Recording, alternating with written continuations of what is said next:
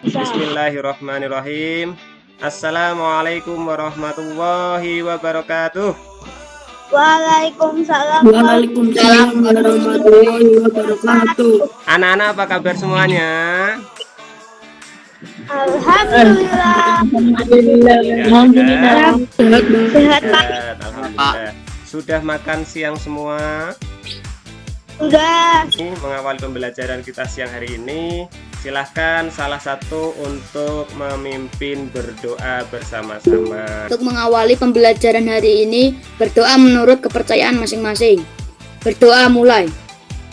Berdoa selesai. Iya, terima kasih Mas Evan, terima kasih semuanya. Semoga dengan doa kita pada pembelajaran hari ini kita dapat lebih lancar melaksanakan pembelajaran daring hari ini. Kemudian ilmu yang Bapak Guru sampaikan nanti mudah diserap dan bisa bermanfaat untuk anak-anak dan kita semuanya. Sekarang Pak Guru ingin mengecek kehadiran. Mas Joshua sudah hadir? Sudah. Terus Mbak Riva? Sudah Pak. Supaya jiwa nasionalisme kita atau rasa cinta tanah air kita semakin meningkat lagi, maka dari itu kita menyanyikan lagu wajib bersama-sama. Garuda Pancasila, akulah mendukungmu. Ambil proklamasi, sedia berperang untukmu. Pancasila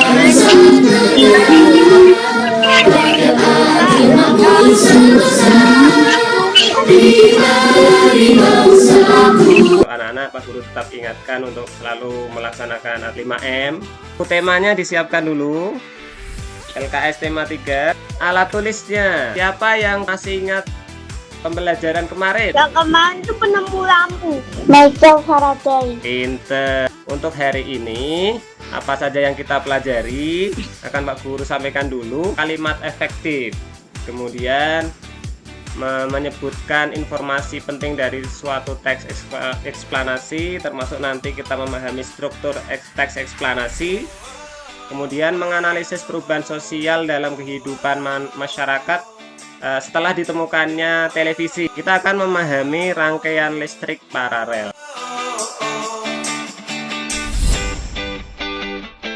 Nah, kita sudah masuk tema 3, subtema 2. Pembelajaran ke-1. Peradaban manusia sekarang ini semakin maju. Salah satu penyebabnya adalah penemuan-penemuan itu tadi. Nah, penemuan itu mengubah manusia yang lebih modern. Jadi ini adalah salah satu contoh teks eksplanasi ilmiah, yaitu tentang penemuan si kotak ajaib. Mbak Lintang, dibacakan paragraf 1.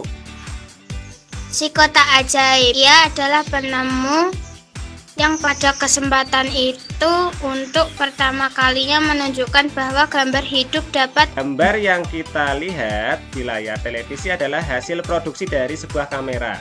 Nah, pada awalnya objek gambar yang ditangkap kamera akan diubah menjadi sinyal gelombang elektromagnetik.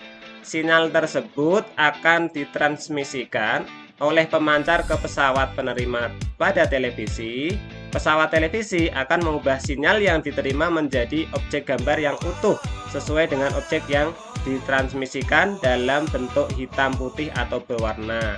Baik, selanjutnya di dalam teks tadi itu ada kalimat efektif dan tidak efektifnya. Nah, nanti kita cari, tapi sebelumnya kalian anak-anak harus bisa memahami dulu. Kalimat tidak efektif adalah kalimat yang penggunaannya terlalu berlebihan, berbelit-belit dalam penyampaian pesannya. Ketidakhematan kalimat ini dibedakan atas beberapa hal. Yang pertama, satu, penggunaan kata-kata yang maknanya sama. Kemudian kedua, penggunaan kata bentukan yang beserta maknanya. Yang ketiga, penggunaan dua konjungsi atau kata hubung yang semakna. Kemudian yang keempat, penggunaan subjek yang berlebihan. Nah, contohnya di sini terlihat anak-anak. Satu, penggunaan kata-kata yang maknanya sama. Contohnya, tas ini merupakan adalah tas kesukaan Tino. Nah, itu yang ditebelin itu sama. Nah, seharusnya yang betul kalimat efektifnya, tas ini merupakan tas kesukaan Tino. Jadi kita menghilangkan kata-kata adalah, karena kata-kata adalah itu sudah sama dengan kata-kata merupakan. Mencari kalimat tidak efektif dalam bacaan si kotak ajaib ini? Nah, silahkan ditulis di buku temanya. Nah, di situ ada 3 kalimat. Coba dibacakan punyanya Mas Eva. Ia adalah penemu yang pada kesempatan itu untuk pertama kalinya. Itu salah satu contoh kalimat tidak efektif. Seharusnya penemu yang saat itu untuk pertama kali. Nah, itu sudah cukup. Jadi tidak terlalu panjang lebar atau bertele-tele kalimatnya. Kemudian yang kedua, di depan para bapak-bapak dan ibu-ibu. Seharusnya di depan bapak-bapak dan ibu-ibu. Itu sudah cukup. Kita telah mengetahui informasi penting dari penemuan televisi. Jadi banyak acara yang ditayangkan di televisi. Jenis acara yang ditayangkan sangat beragam, seperti film, talkshow, sinetron, berita, dan lain-lain. Bagaimana kalian menyikapi hal tersebut?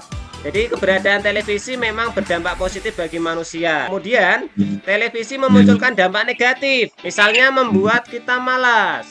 Jadi dampak positif yang pertama sebagai sarana pembelajaran. Kemudian yang kedua memperluas wawasan. Yang ketiga sebagai media informasi. Kemudian sebagai media iklan. Kemudian menjadi sarana hiburan. Perlu diperhatikan, selain ada dampak baiknya, ada dampak positifnya, televisi juga ada dampak buruknya. Sehingga anak-anak juga harus berhati-hati dalam menyikapinya. Apa saja? Yaitu yang pertama menimbulkan rasa malas. Kemudian bisa menurunkan prestasi belajar. Kemudian menimbulkan sikap boros. Kemudian terkadang tayangan kurang mendidik. Berarti ini apa ini? Merah. Selanjutnya, Hitam. kita lanjutkan. Karena anak-anak mengerjakan LKPD 1. Kalau sudah, tolong dibacakan miliknya. Yuk, Mikaela. Sebagai sarana hiburan. Sebagai sarana pembelajaran. Memperluas wawasan. Memperluas wawasan atau pengetahuan. Ya, silahkan yang dampak negatif, Mas. Pertama, menimbulkan rasa malas. Betul. Kedua, menurunkan prestasi belajar. Iya, betul. Selanjutnya. Tiga, terkadang tayangan kurang mendidik Betul. dan menimbulkan sikap boros. Iya, terima kasih sudah betul semua ya Mas ya. Nah, seperti halnya televisi yang menggunakan sumber energi listrik. Nah, coba perhatikan sekarang di rumah kalian. Apakah lampu-lampu itu juga menggunakan energi listrik? Iya, Pak. Ya, Pak. Apakah kalian tahu di rumah kalian itu menggunakan rangkaian listrik apa? Paralel, Pak. Nah, hari ini kita akan mempelajari rangkaian paralel itu apa. Baik, jadi rangkaian paralel itu rangkaian yang memiliki lebih dari satu jalur tempat arus listrik yang mengalir dari sumber arus listrik. Ciri-cirinya yang pertama, rangkaian disusun secara bercabang. Kemudian jika salah satu lampu padam, lampu yang lain akan tetap menyala. Nyala masing-masing lampu itu sama. Kemudian biasanya menggunakan banyak saklar. Kemudian membutuhkan lebih banyak kabel. Karena komponen yang digunakan lebih banyak, maka biasanya komponen rangkaian listrik paralel itu lebih boros. Nah, contohnya yang pertama adalah rangkaian paralel pada lampu lalu lintas. Nah, ini dibuat dari kardus. Ini nanti ada 3 lampu, berarti ada 3 saklar. Selanjutnya, selain lampu lalu lintas, ada juga yang sering kita jumpai di sekitar kita. Contohnya yaitu lampu-lampu di rumah. Sekarang tugas kalian menggambar rangkaian paralel sederhana. Itu ada berapa saklar? 3. 3 saklar, ada berapa lampu? 3. 3. Betul. Jadi ada 3 saklar, 3 lampu gabung menjadi dari satu sumber arus listrik. Itu salah satu contoh dari rangkaian paralel. Najwa sudah lihat kan Najwa? Baik. Berapa saklar punya Najwa? 3. Berapa lampu punya Najwa? 3. Baik. Berarti ada 3 jalur ya? Iya, Pak. Oke, betul. Jadi itu salah satu contoh rangkaian paralel. Oke, kita lanjutkan. Rangkaian paralel itu rangkaian yang bercabang. Kemudian karena bercabang, rangkaian paralel ini itu memiliki beberapa jalan aliran listrik.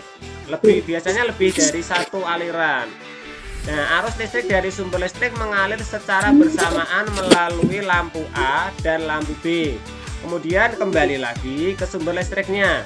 Nah, setiap lampu itu mendapat energi listrik yang sama.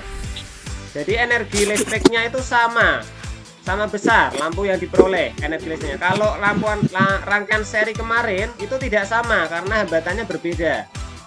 Makanya kalau pada rangkaian seri itu nyalanya lebih redup. Tetapi pada rangkaian paralel itu nyala lampunya sama persis. Nyalanya itu terangnya itu sama.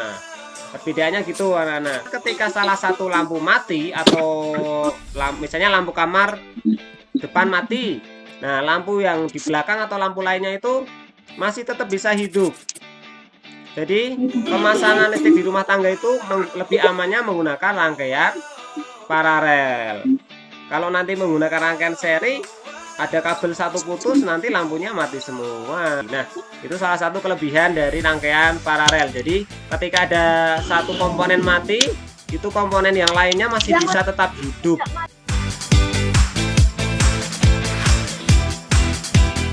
Kita menyimpulkan pembelajaran hari ini. Apa saja yang sudah kita pelajari hari ini? Kalimat tidak efektif dan kalimat efektif. Dampak positif dan negatif ditemukannya televisi. Betul. Kemudian rangkaian paralel. Contoh rangkaian paralel. Apalagi? Ciri-ciri rangkaian paralel. Kira-kira ada materi yang sulit tidak untuk hari ini dari kalimat tidak efektif? Yakin? Ada yang tanya tidak ini? Sebelum Pak Guru menutup pembelajaran hari ini, ada yang tanya, ada yang kurang jelas? Jelas semua ya? Jelas. Nanti Pak Guru berikan soalnya karena kita daring berarti melalui Google Form. Nanti silahkan dikerjakan sampai batas waktunya nanti malam. Pak. Untuk selanjutnya persiapkan materi yang selanjutnya. Jadi LKS tema 3-nya nanti dibaca terlebih dahulu supaya besok ketika kita mau lagi dalam pembelajaran selanjutnya kalian sudah siap. Iya, Pak. Ya. Baik, terima kasih. Tetap semangat belajarnya walaupun di rumah, tetap menjaga kesehatan yang paling penting. Tidak boleh telat makan. Iya, Ya. Pak. Kemudian istirahat yang cukup. Kemudian membantu orang tua, jangan lupa semampunya tetap membantu orang tua sebisanya. Nah, kemudian kalau di rumah ada TV ya dikurangi nonton TV-nya, tidak lama-lama. Tadi bagaimana kita menyikapinya? Ayo ya, salah satunya menonton secukupnya. Kemudian melakukan aktivitas yang bermanfaat lainnya. Misalnya yang ibadah tepat waktu, membantu orang tua semampunya. Seperti itu ya. Oke, siap. Untuk mengakhiri pertemuan pada siang hari ini, mari kita tutup berdoa bersama-sama. Silahkan salah satu untuk memimpin doa. Untuk menutup pembelajaran kita hari ini, mari kita berdoa bersama-sama. Berdoa dimulai.